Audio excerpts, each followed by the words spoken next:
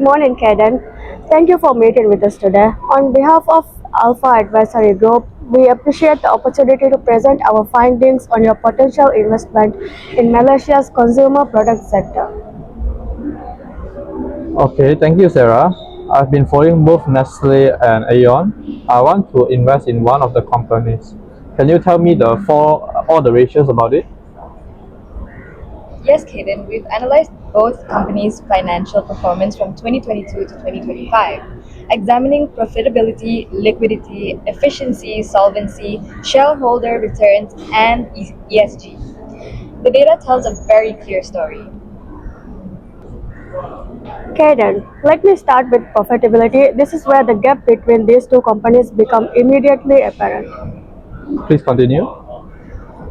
Nestle's profit margin averaged approximately 8.2% over the period, consistently in the 7.5 to 9.4% range.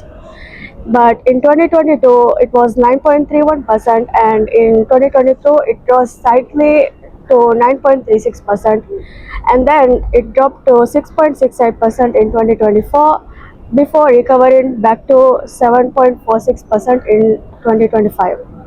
However, Aeon operates in razor-thin retail margins, averaging only about 2.7% to 3.5%.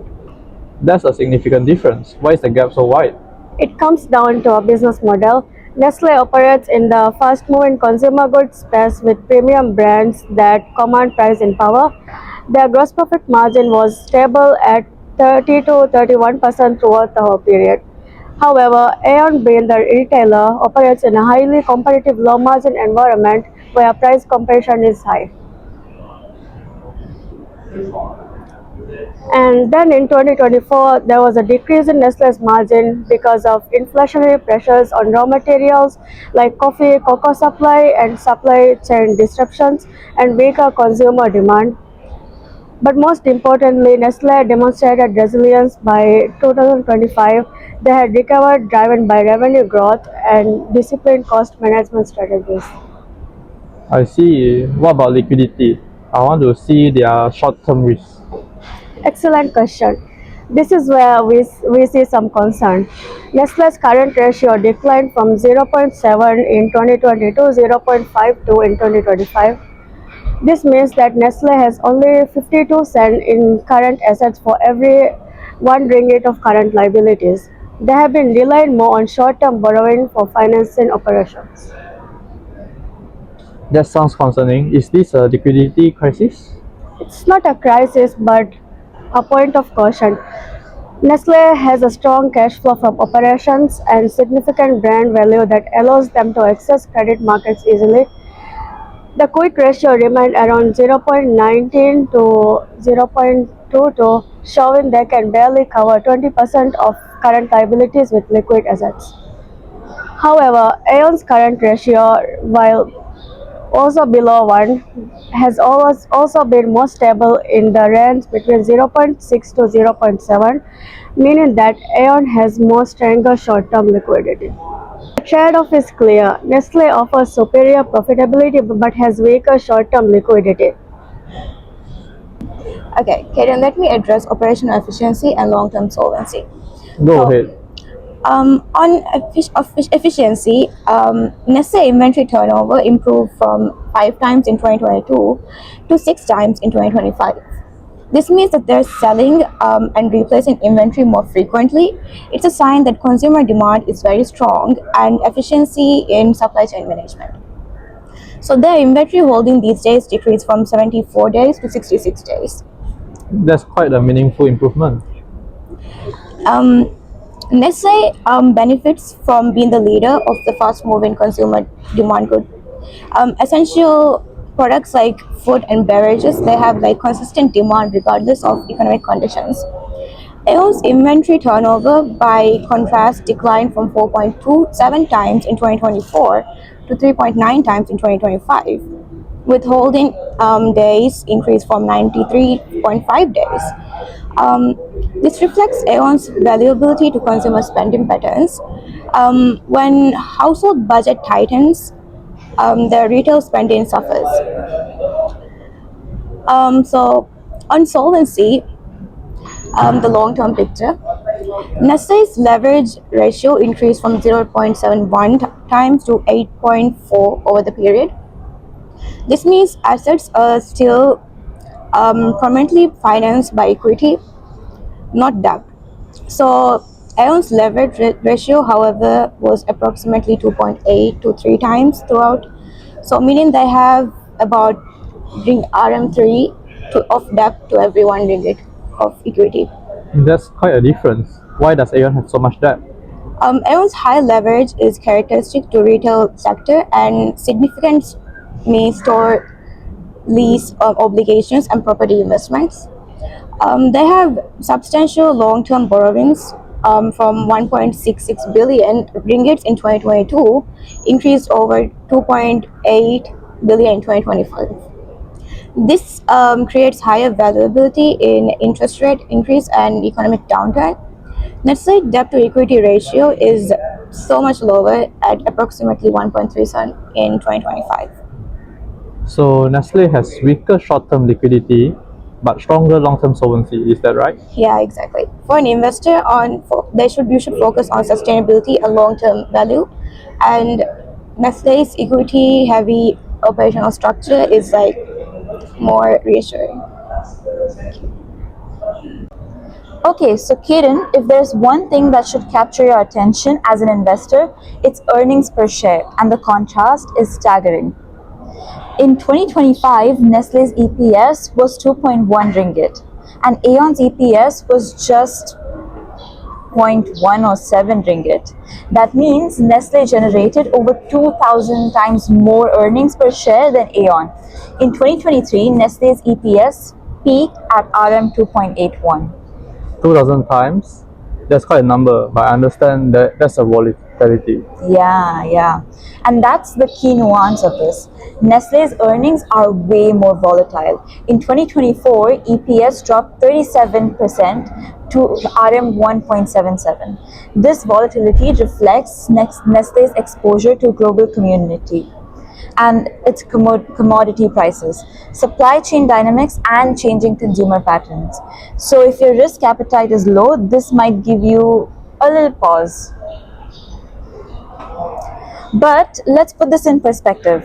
Aeon's EPS grew from 0.79 ringgit in 2022 to RM 0.107 in 2025.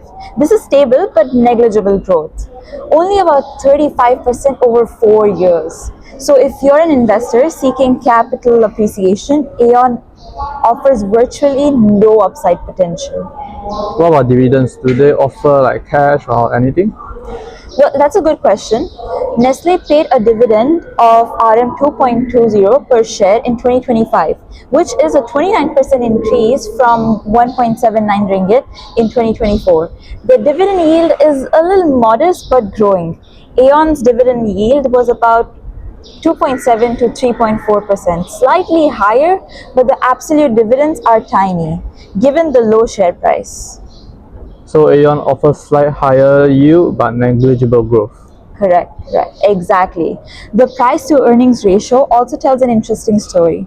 Nestle's PER averaged around 0.4 to 0.56 over the entire period. This low ratio could indicate that the market has concerns about future growth or risks. However, given Nestle's dominant market position and recovery moment, this may represent a buying opportunity. Think of it this way, right? Nestle offers you a growth story with manageable risks. Aeon offers you stability with no growth. For a growth-oriented investor, the choice is clear. Nestle. I'll be going over the ESG performance of Nestle and Aeon and how their sustainability initiatives may influence long-term investor confidence and value creation. Investors these days increasingly consider environmental, social, and governance factors in their investment decisions, and we understand that strong ESG performance has become an important indicator of a company's long-term sustainability and resilience. Based on our analysis, both Nestle and Aeon have demonstrated commitments towards ESG practices.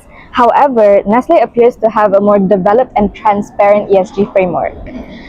From an environmental perspective, Nestle has achieved significant progress through initiatives such as reducing greenhouse gas emissions, improving recyclable packaging, and implementing reforestation programs under Project Relief.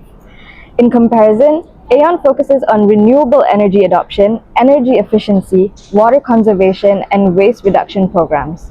Socially, though, both companies actively engage with stakeholders and local communities. Nestle places strong emphasis on employee well-being, responsible sourcing, and community development.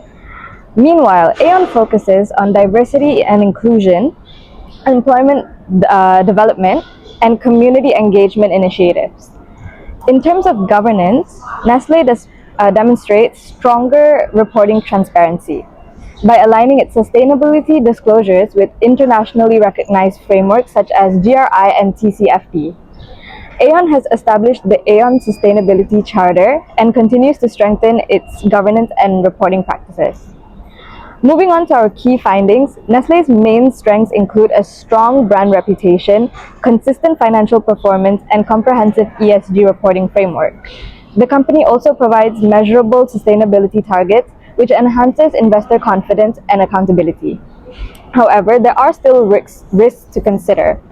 Financial risks, including rising raw material costs, inflationary pressures, and foreign exchange fluctuations.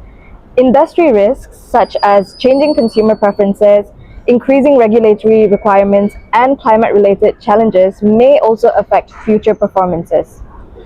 Overall, both companies demonstrate commitment towards sustainability.